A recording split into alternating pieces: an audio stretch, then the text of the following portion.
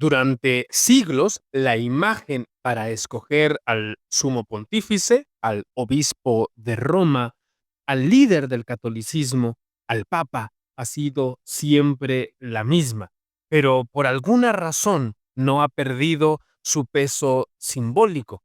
Y en este podcast vamos a respondernos por qué.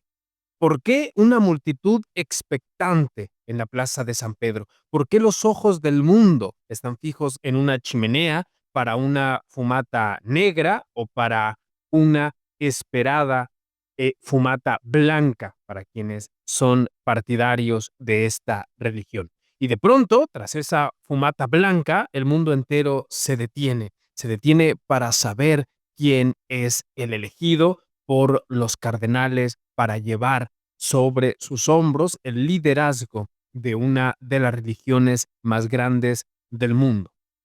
Hoy, en pleno siglo XXI, la elección de un nuevo papa sigue siendo un evento de alcance global, no solo por su dimensión espiritual, sino porque, te guste o no, seas católico o no, seas creyente o no, la Iglesia Católica es también una potencia política, una institución con más de 1500 años de historia, con representación en casi todos los países del planeta. Eso conlleva una influencia diplomática en las más grandes cumbres y una voz capaz de inclinar decisiones a nivel estatal, desde África hasta América Latina, desde Europa hasta Asia.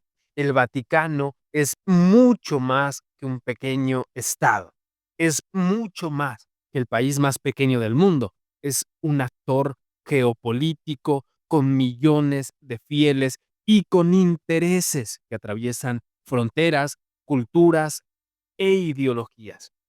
Y cuando esa silla queda vacía, se abre una oportunidad para redefinir el rumbo geopolítico del planeta. Y el mundo se pregunta, ¿será un papa reformista? ¿Será un líder conservador? ¿Podrá ser tal vez latinoamericano o tal vez sea africano? Cada cónclave es también una batalla de visiones dentro de la curia, que es este universo propio que tienen las negociaciones vaticanas, que son, por cierto, negociaciones ríspidas y llenas de secretos. Es una lucha silenciosa entre tradición y cambio. En este episodio, que no hablaremos sobre el Espíritu Santo, sino sobre política, poder, herencia y futuro. Hoy hablamos de cómo se elige a un papa y por qué eso aún importa más de lo que creemos. Bienvenidos a Intento 203. Para entender lo que significa la elección de un papa hoy en día, hay que mirar atrás, no siglos, bastante, diría yo, milenios. La figura del obispo de Roma no siempre tuvo el peso que tiene ahora.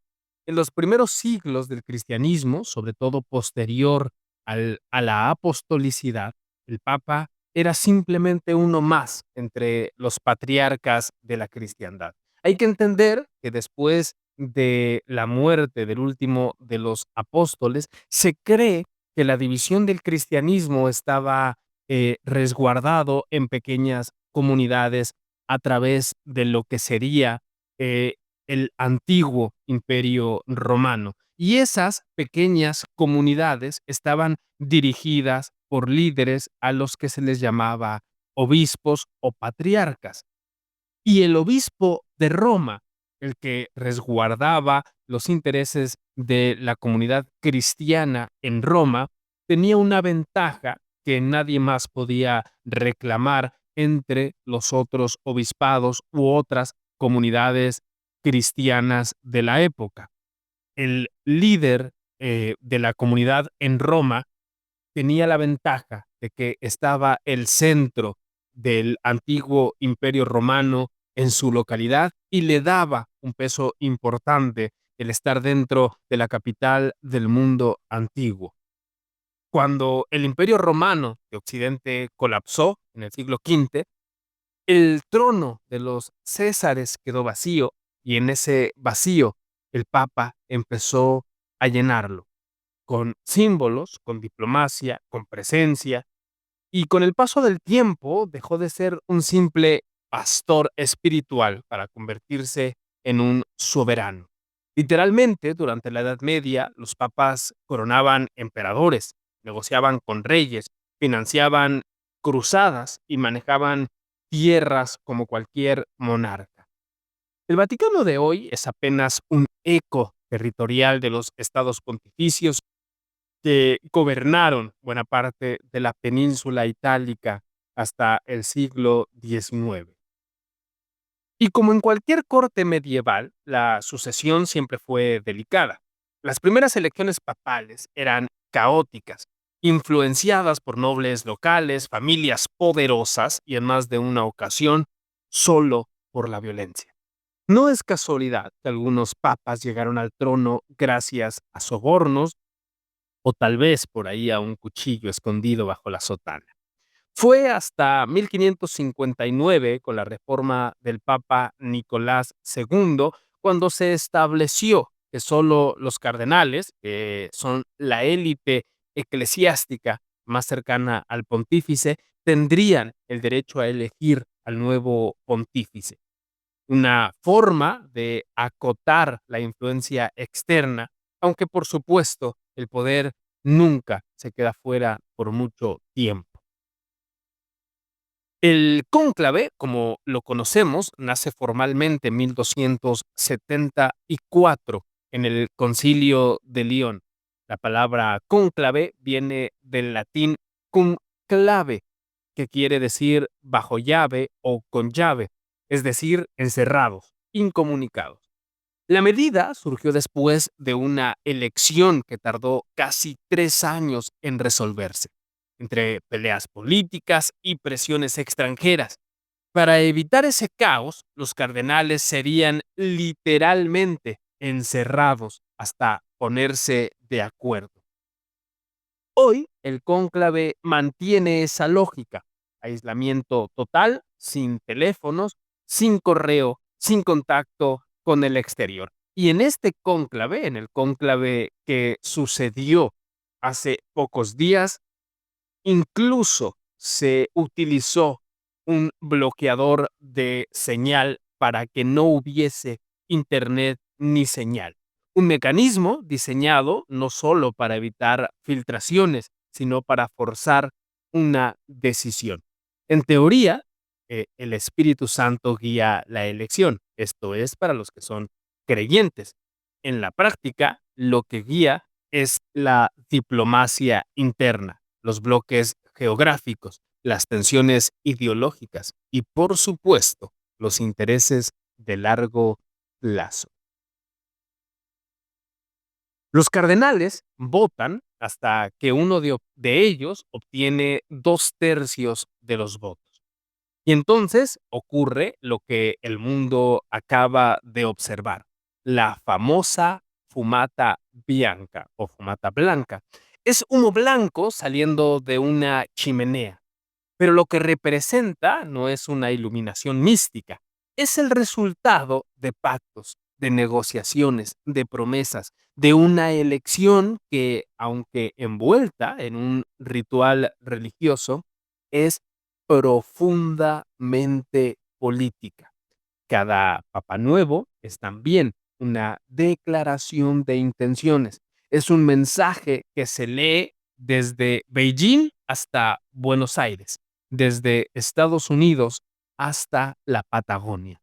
En ese momento, cuando el humo blanco aparece, no solo nace un nuevo líder religioso, se nombra también al jefe del estado más pequeño del mundo, al jefe del gobierno vaticano, a un actor que tiene voz propia en la Organización de las Naciones Unidas y con embajadores alrededor de más de 180 países, con un poder inmenso para influir en decisiones sobre migración, pobreza, guerras y hasta economía.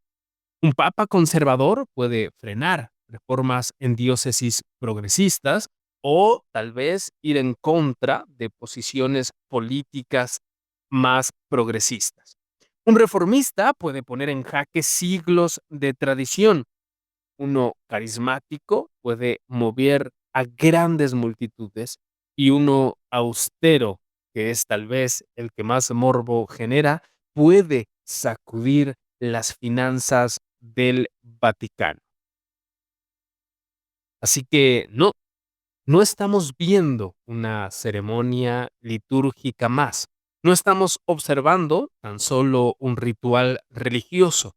Lo que ocurre este momento en esa plaza, bajo esa cúpula, bajo ese sol y esa fumata, es la llegada de un nuevo actor, pero no un actor cualquiera, un actor muy, muy importante al escenario del poder global.